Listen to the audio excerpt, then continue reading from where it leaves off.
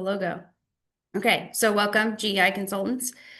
We're going to hear from GEI and then MRWC. I'm going to bring up their slideshow, maybe.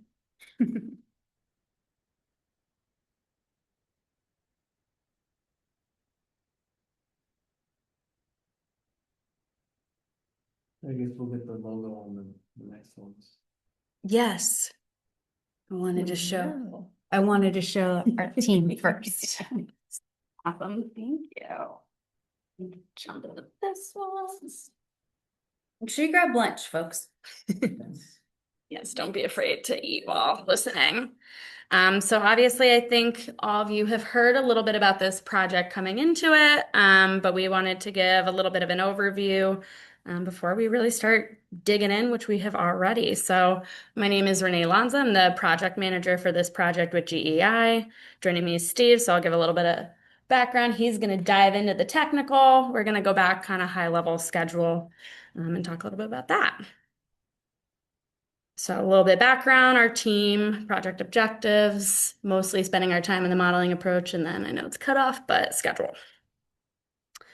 So project background, I think most of you know about this, but multi-phase initiative to provide watershed scale H&H model.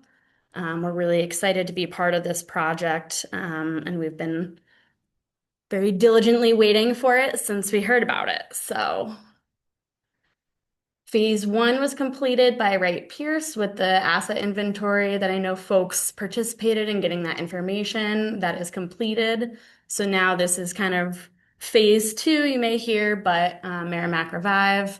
This is funded by the MVP Action Grant. So we're really excited to have that funding. It's huge. Technical scope on the modeling aspect is to be completed by GEI consultants. You're going to hear a little bit. There's some engagement that is not in our scope, so we'll reference it a little bit, but understand that some of that is kind of by others and expands the scope to 13 communities. So Andover and Bedford are included in this effort. So just kind of a little image there of everyone who's in the project area for which we're going to be working with. So additional project partners, obviously we have Merrimack River Watershed Council today, so we'll talk a little bit about their involvement. Also Lowell Parks and Conservation Trust and Nature Conservancy. So GEI team. So just a little bit about us in case you don't know much about GEI. We're a consulting firm, do geotech, environmental, water resources, engineering. We're a little over 1,500 in staff and a little over 60 offices through US and Canada. And our headquarters is actually in Massachusetts. We were founded in Winchester. Then we were in Woburn, and as of yesterday, we're in Wakefield. We actually just moved offices into Wakefield. We're right on Lake Quannapowitt now. Yes. I know, I guess so. Makes it easy, but also hard at the same time. And both Steve and myself sit in the Wakefield office. So our team kind of brings together our local team as well as some experts throughout our company on H&H modeling. Myself as project manager and Steve together really leading this project. Steve overseeing all aspects of the technical scope. We have aspects on H&H modeling, climate change resiliency, some of the data integration, working with the GIS information from phase 1 and filling some of the data gaps to get everything into the format for the model. We do have some ground truthing and some additional data collection for doing some detailed drainage data collection that SDE is going to be helping us out with as a DBE partner. And it's cut off in a little bit, but we also have some funding and grant support on our team because a big part of this is being able to keep that momentum and making sure that it doesn't, while we're doing all of this, we're still keeping an eye out for what is that next funding source to keep that momentum going. So, modeling project objectives. We're really looking at flood risk assessment, identify vulnerable areas using advanced modeling, stakeholder input, mitigation strategy development. So we're hoping that this model can be used to determine effective scalable interventions that are going to manage the storm water rather than simply relocating it. Again, trying to solve the problem, not just move the problem. And that's really the benefit of the regional approach. and looking at co-benefit evaluation. So what additional benefits could we get by doing different implementations? And with that, I'm going to hand it over to Steve to get a little bit into the weeds on the modeling. Yes, thank you. Let me practice going through the slideshow, but there's a lot of information here. This is like, let's call this a primer. We're gonna get into like really nitty-gritty over the course of the project. And so there's a lot of interesting aspects. The first of the project objectives is flood risk assessment, which is really the primary focus, and then everything kind of leads from there. And what you can see, first we're talking about climate change. On the top right, you'll see precipitation frequency return periods based on Atlas 14, which is the current. Now there's an Atlas 15 coming out, which should be somewhere in the middle there. But Atlas 15 also will have projections with climate change. Our region, EPA Region 1, hasn't waited for Atlas 15 to make the projections. We had projections, and we downscaled from global climate models. And here is basically what a 2-year storm looks like today, but what it will be in the future, and a 100-year storm and vice versa. And so we looked at this big storm that happened in August of 2023. So I think we'll probably talk about that storm a lot, this project. And when you look at it, in Billerica, we had the most, it was a 5.2-inch. I've seen very. It was a lot, and some areas received over 8. Okay, so we've seen various numbers, but Yeah. that was a 100-year storm that we're looking at in the past. But in the future, that could be like between a 10 and a 25-year storm, so that's gonna happen more frequently. And so the whole point of this is to kind of assess how bad could that get, right? What if you had a 100-year storm at 7.4 inches?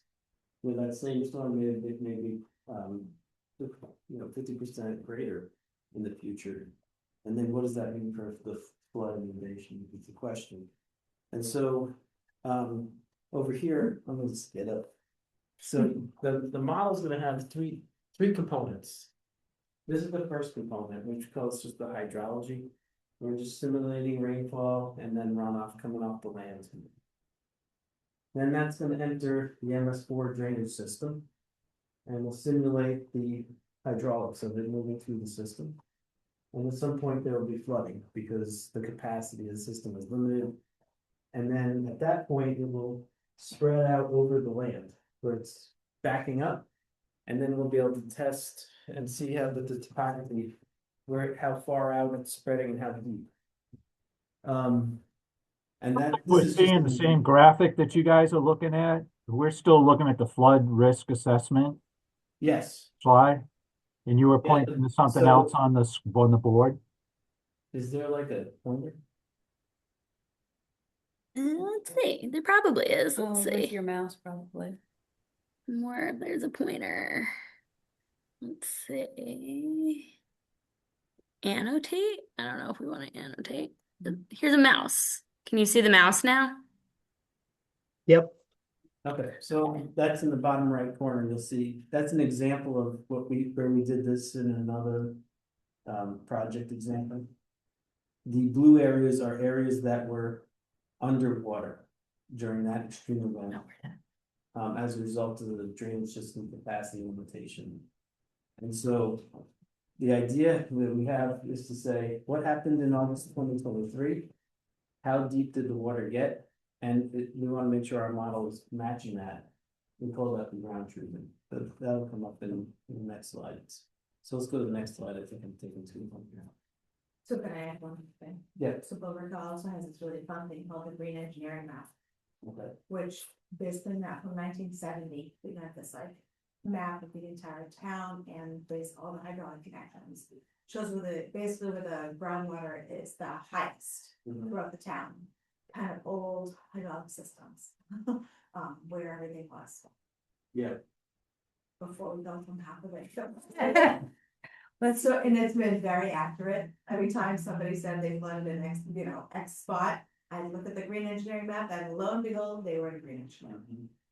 So I can also, it's another tool I can provide. Yeah. the main thing we're gonna use aside from that is a digital terrain map. And so that's gonna be kind of the basis for a lot of stuff. But if you're filling it in and flattening it out, maybe that terrain map isn't, you know, the modern day terrain map doesn't capture some of that old stuff. Oh, everything's changed. Okay, so second objective is now that we figured out how bad it is, what can we do about it?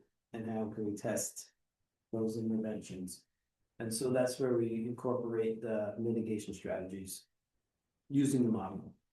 And those mitigation strategies can involve nature-based things that are done through stormwater programs, rooftop disconnects, you know, pervious pavement, impervious surface dispersion onto pervious lands.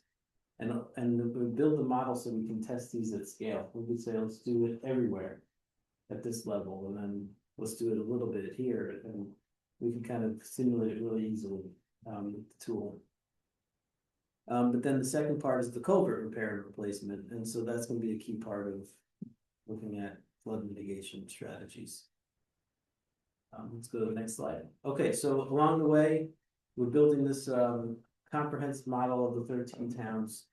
We're going to be able to simulate runoff volumes and water quality. And so we want to take advantage of that or have that as a basis for future work through this project to identify load reductions for pollution, but also could be used in other capacities for watershed planning, for water quality, not flooding. And so it's a co-benefit of building the model, but also of building mitigation strategies to address flooding that are also going to address pollution. And then maybe improve the ecological health.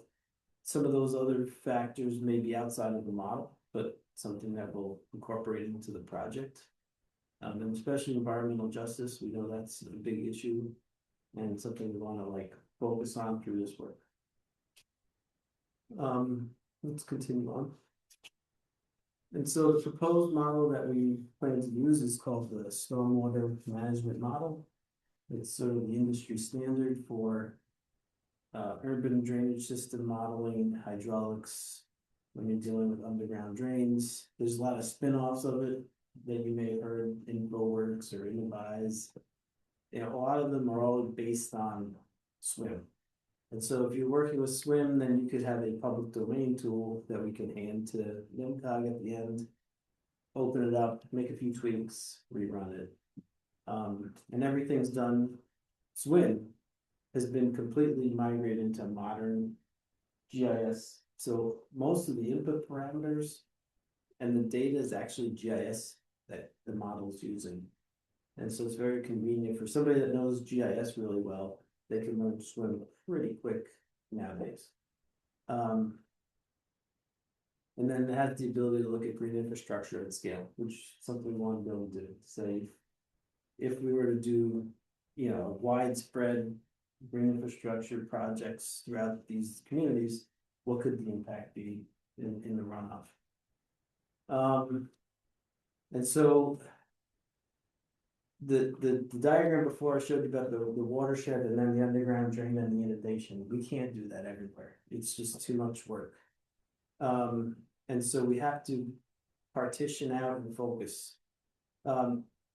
When we talk about the runoff from the watershed and the pollutant loads, that we plan to do everywhere. So we call that the comprehensive hydrology and water quality. But when we're getting into the underground drainage system, we have to get very precise about elevations and connections, and then have a very fine discretization, because sometimes we're looking at flooding in this little neighborhood here. The model has to get all the way up into that neighborhood. And so we only can really build it out for focus areas where we have known flooding or concerns. And so Renee will talk about, you know, trying to work with the towns to get some ideas for focus areas that we can look at that would be important for addressing flooding currently and then also in the future. Let's go to the next slide. Okay, so that's the overall approach. Now getting into the nitty gritty, you know, here's a snapshot of the work from phase 1. the first thing that pops out is Andover and Bedford, they're new communities, so we need to roll them into the overall, stormwater asset database. And so that's one step. Catchment delineation is a really important step. And I know you guys are doing some of that for the stormwater program anyway. We've been trying to like look at how that, for some other communities.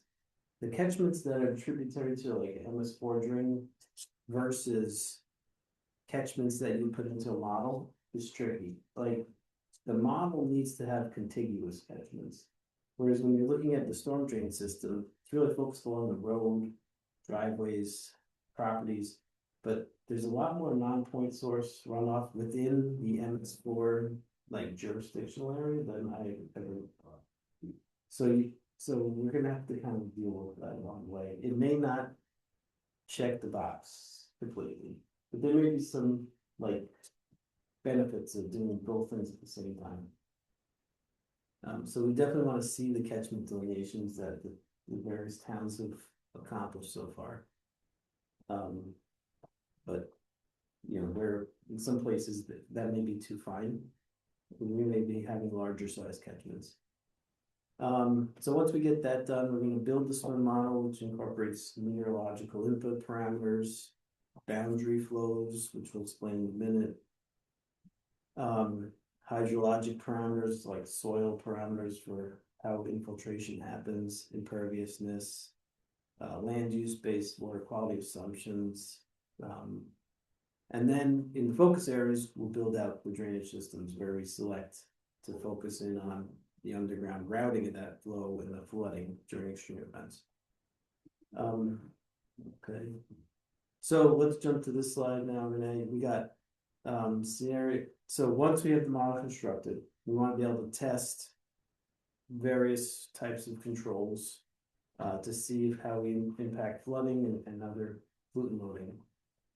We just kind of listed out some types of controls that we could test. And these aren't necessarily like, you know, bioretention. This is more about like a program of controls. And we see them in sort of a least to most challenging, you know, things that you have to do anyway for the MS4 permit versus things that are like the topic of significant debate between EPA Region 1 and stormwater agencies, like the residual designation in Charles River, those kind of questions. That's the, you know, retrofitting existing private property. And so we want to kind of work with you to say what's a reasonable scenario to test. But we want things that's actually going to make an impact and move the needle. Like if you can't get very far with things that are required in the MS4 permit on the least challenging, we may need to get more aggressive. You know, just to know what that looks like, so we can put costs to it and then actually see how we actually go about that. Okay, this is the story we're dealing with. Yeah, and I'll just say, I know Renee didn't want me to make this about the Charles River watershed.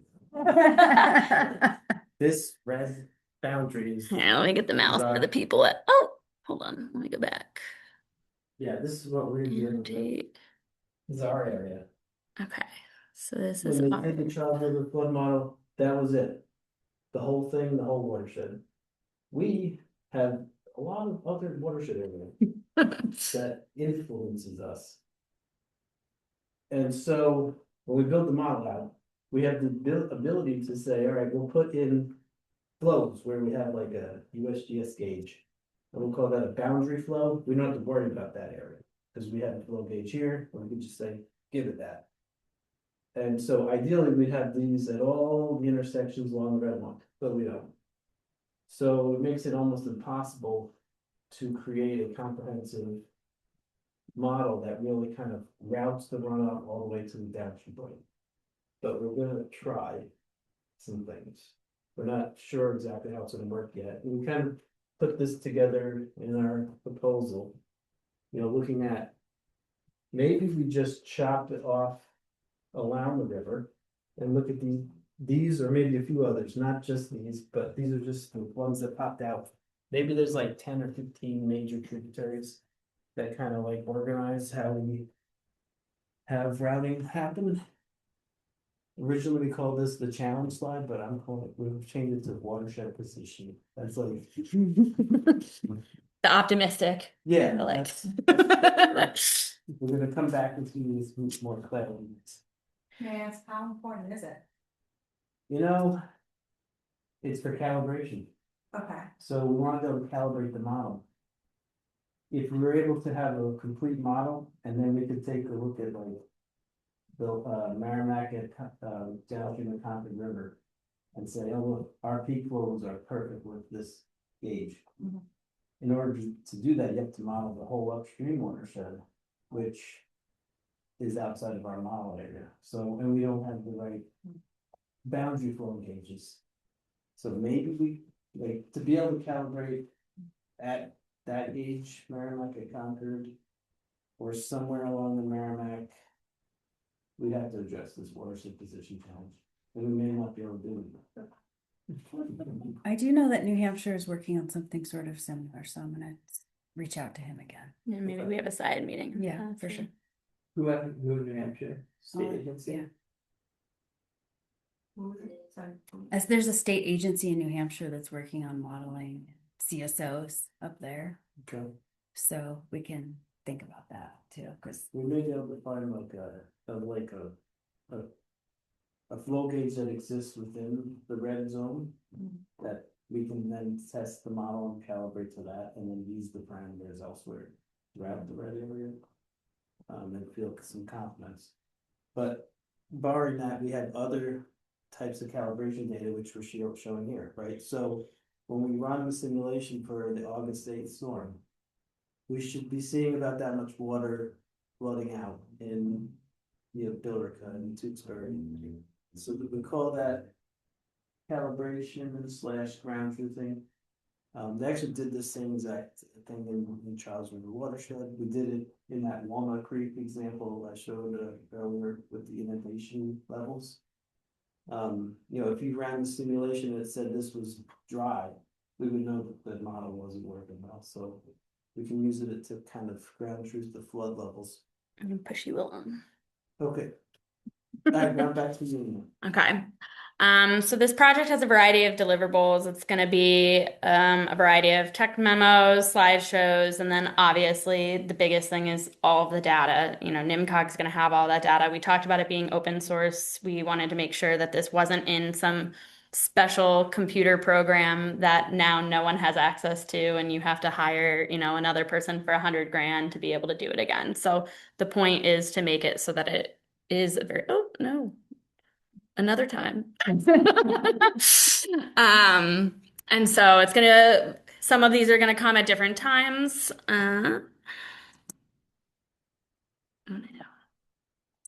Okay, so looking kind of high level at schedule. So this is the grant is through June 2027. So again, a decent chunk of time. Our schedule we put out through March 2027 to give us some float in there.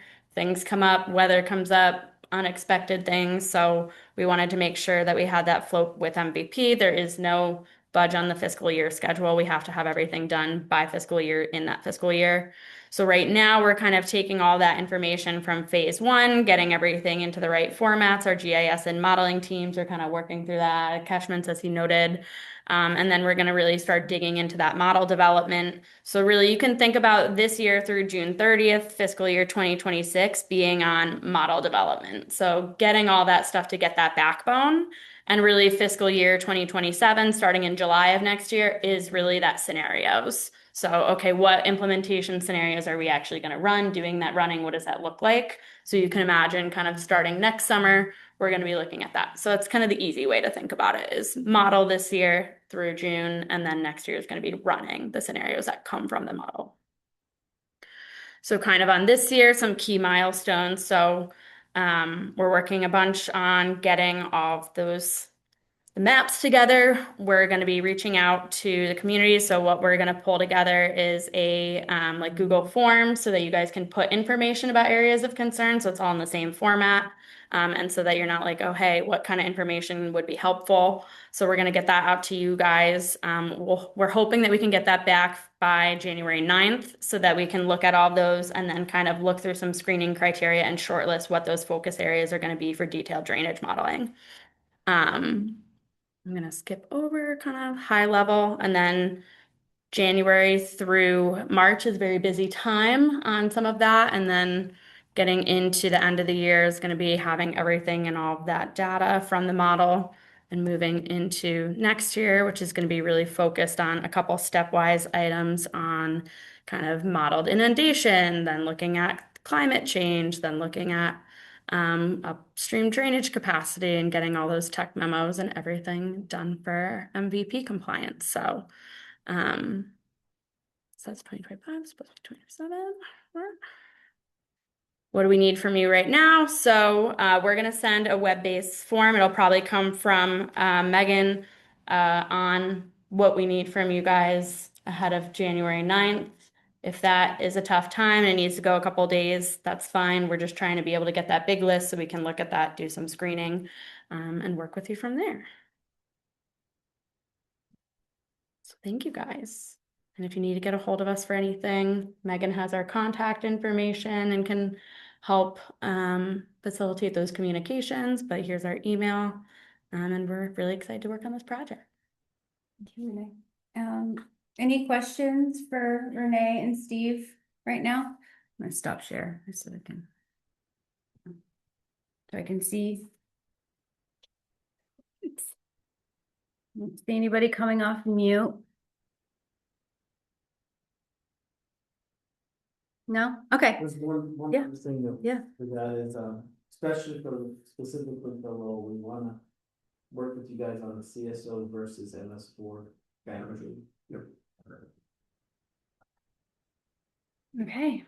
So then I'll invite MRWC to give an overview of the culvert training.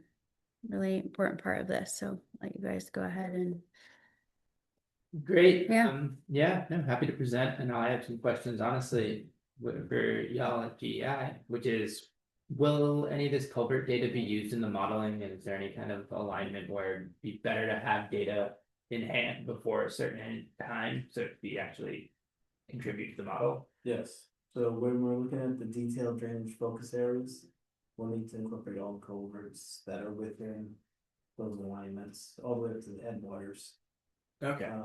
Especially the ones that are concerned, right? So if it's like a driveway, like a ditch going through a driveway, whatever, that's fine. They don't need to worry about that. But, all the major culverts in those focus areas. Great, so we'll just stay in communication about that as our field season kind of starts to develop. Yeah.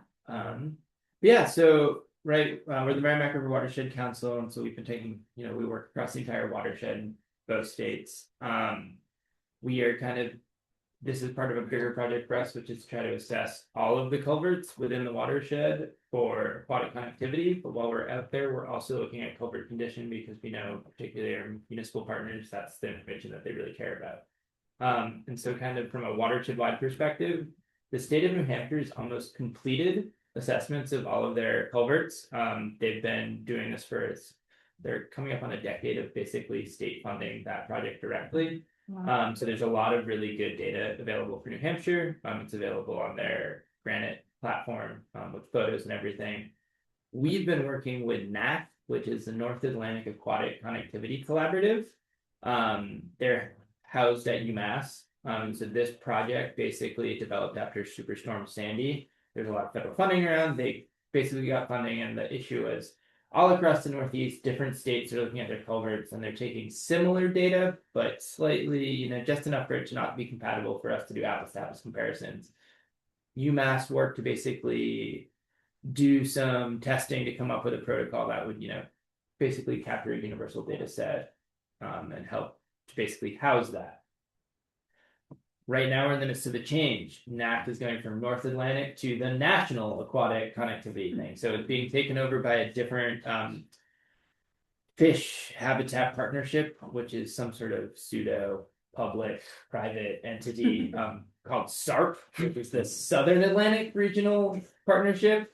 They're gonna be running it as a national program, so the database might actually be migrating, which hopefully won't cause any hiccups in our data collection. But I say that because if you go to naacc.org, you can look up all the culverts that have been potentially already assessed in your community. And I know that some of the NIMCOG communities have had some assessment work taking place. There's 4 different protocols that NAC utilizes. So there's the non-tidal aquatic connectivity, and that's kind of their baseline. And that the emphasis there is whether or not fish or other aquatic organisms can pass from one side of the culvert to the other. But there is some general dimensional information that's being taken, as well as kind of stream characteristics, as well as a very subjective condition assessment. We are going to be using that protocol as well as the NAC culvert condition protocol, which that kind of, again, it's a rapid assessment, but it collects some structural information about how the culvert's doing and holding up. There are 2 other protocols which we are trained in, but that aren't applicable for this project. But if it's of interest to your town, please let me know. And that would be the tidal crossings, which again, very similar to the non-tidal, not really relevant. We're outside of the tidal range of the river, and to terrestrial organism crossings. So that's for the whole suite of terrestrial animals, from shrews and turtles up to moose. What could potentially be using this as a wildlife corridor underneath the road? And so our future plan for that, just so that folks know, is we're part of the team that recently redeveloped the Merrimack Conservation Plan, and one of the data layers for that is wildlife habitats and habitat corridors. So we hope to, in the next 5 years, also be going out and doing terrestrial assessments within those corridors. It's kind of our top priority. On the municipal level, there might be other corridors of interest, that's more part of your open space planning or your Concom planning. In general, we want to be building these relationships. This is going to be, a long-term project. So if there's goals like that your community has, please let us know so that we can kind of start folding that into our planning efforts. Did you mention stream crossing guidelines? Was that one of the criteria? Did I miss that? The stream crossing, the Massachusetts stream crossing guidelines? Right. So I haven't mentioned those yet. Those do factor in, right? So the state has recommendations for what they'd like to see new stream crossings be installed. You mean requirements? It all depends. It's requirements for certain funding. So yeah, that's true. I think it's all kind of project specific. There's also some new guidelines that have come out for prioritizing which stream crossings and what actions should go to get it as close to compliance with the stream crossing guidelines. Which actually the same Professor Scott Jackson, who's going to be retiring this year, he also wrote those guidelines for how to prioritize funds to be expended towards reaching the crossing guidelines. Maybe my colleagues have had a different experience, but I don't know any way to get out of the stream crossing guidelines. When you submit an NOI to DEP, that's one of the things they're looking at. But maybe my colleagues, or you can explain to me how I can get out from underneath the stream crossing guidelines. Yeah, so I haven't been involved in any culvert replacement projects in Massachusetts yet. Right. So what I've been told though is that it's generally contingent on state funding sources, but that what I was told, but if you're in the thick of a project, when DEP is telling you, they kind of have that power. Right. But my understanding was that they're guidelines, but generally that the state is using them to determine releasing funds, and also that different agencies have different funding targets. So that DER is only going to be funding projects that are going to be compliant to stream crossing standards, but it might not be the case if you're going through some MassDOT program or something. I couldn't speak more to that right now though. But the stream crossing standards are designed basically to have full river function as well as organism crossing under a stream. So right, I think it's 1.2 bank full width is generally the width that's being provided. And so that's the idea that sediment loading and all of kind of the normal stream functions that can happen. And also, if you're an organism, you don't realize you're going through a crossing, essentially. There's something like the low end, there's something like 25,000 stream crossings in the state. And so we're talking, when we were looking at aquatic connectivity, dams are a big issue, but just we're looking at an order of magnitude more stream crossings, but they're essentially having the same kind of habitat fragmentation impacts. The other thing is, obviously, is you're all well familiar, like the flooding and the maintenance issues are kind of people see and feel that in their day to day. So what this protocol is designed to be a rapid assessment, and it's really to flag culverts that might be high priority for further study for replacement, and also to kind of weed out, oh, this culvert's generally fine. We might not need to worry about it for another 5 years, sort of thing. With that being said, we're not engineers that are going out there and collecting this data. But what's nice about that is the protocol has really good quality control. It takes somewhere between 30 minutes to half an hour, or 30 minutes to an hour to do an assessment once you're trained up. And we've had success training volunteers. So we really got heavily involved in using the NAC protocol last fiscal year. And through that, we trained our staff as well as the staff at the Merrimack Valley Planning Commission, the Natural River Watershed Association, and ORS, which is the Watershed Association of Earth Suasco. Some of our partners have been doing assessments in your communities. I believe there's been some work from Pepperell through Nashua, and I believe that ORS is starting to make some headway in Chelmsford. We worked previously with Tewksbury to do some assessments before my time, but some of that data is in the NAC database. There's another platform that's come out called the Aquatic, I think it's just aquaticbarriers.org. That's SARP's new website. What's nice about that website is it's newer than the NAC portal, and it looks like that. But it also integrates all of the state and federally available dam data, so you can kind of, from a water shed connectivity standpoint, you can look at all that data together, which reveals some interesting stuff. But our involvement with this project is we're going to be holding a training for the non-tidal assessment protocol, and we're going to be holding a training for the culvert condition protocol. I would highly recommend, and basically you are the target audience for those trainings. So if you opt in, if we have extra space, sure, we're going to find folks to fill it, but this is really catered to serving, municipal staff who's dealing with this. And we recommend doing the non-tidal training in addition to the condition training, just because it's the best way to understand how the platform works and the data uploading component of it. What those trainings will look like, it's basically a 2-hour online video for each protocol. The non-tidal has about roughly an hour to 2 hours of like a quiz that you can click through. Sesha recently did the quiz. You can say it goes pretty quick.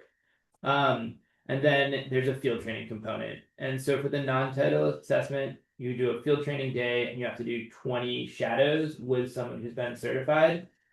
We're going to offer 4 field training days with the idea that, especially the first day, it goes pretty slow because we're really just walking you through the same material that you've absorbed through the online process, answering questions. The next 3 days, we're picking up the pace and we're going a little bit faster, but we budgeted in essentially 5 culverts per training day. The culvert condition training is a little bit more bridge. What we're going to do is it's a 2-hour video that you're going to watch, and then we're going to do a single field day, and we're actually going to go back to some of the same culverts we did in the non-tidal assessment, so you'll already be familiar with the sites, and we're just going to run through the protocol on that.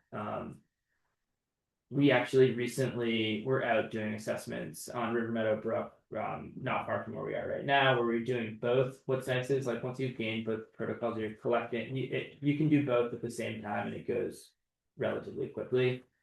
There is an offline but digital platform to upload data. Our organization has decided not to use that. Paper copies tend to be better. We have the backup, especially when working with volunteers, there's fewer chances. And because every site's a little bit different, if you are using the online platform, you're locked into the sequence of the platform, and that's generally not how you encounter the data in the field, which can be a little frustrating. But for folks who are interested in going the digital route, our partners at the Merrimack Valley Planning Commission have been experimenting with their digital platform. So we're happy if like you decide to adopt this and go with this protocol, and you're really keen on making it all digital and being out there with a pad, there's a way to do that. Our hope is that by training y'all, that if you have the bandwidth, which I imagine you might not, you can do assessments when there's opportunities, but also that you can hopefully leverage some of your community networks. We're hoping to train volunteers in all of our communities, as well as just giving you the fluency in the platform so that you feel comfortable interpreting the data when you get it, and also, you know, kind of understanding the logic when it spits out different scores, why those scores are what they are. We're also going to be doing some direct assessments based on this particular award. Probably start doing some of that this fiscal year, but it's really going to be the following fiscal year. We'll be more focused on that.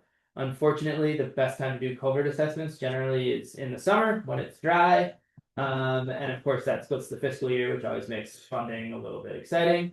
But honestly, we're going to be trying to be out there doing assessments as much as possible when weather permits. So basically, as long as it's dry enough and it's not too cold, we're going to be trying to be out there. We're DER to do some assessments this year, and we're waiting to hear back from another funding opportunity that would also be through DER, which would be targeting particularly culverts in Lowell. But we have funding kind of for all of working in the community areas that are involved in NIMCOG. Plus, our partners at Nashua and ORS are also interested in doing assessments in their communities. They also have a lot of field experience, so we're all here to kind of be a resource to our municipal partners. Yeah, so I guess that's kind of the overview. Folks have any questions about NAC stuff, happy to field it.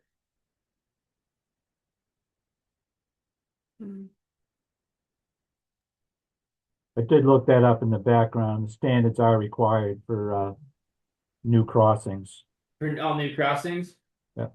And then it says that the U.S. Army Corps of Engineers Mass General Permit and the Mass 401 Water Quality certification require that the standards be met.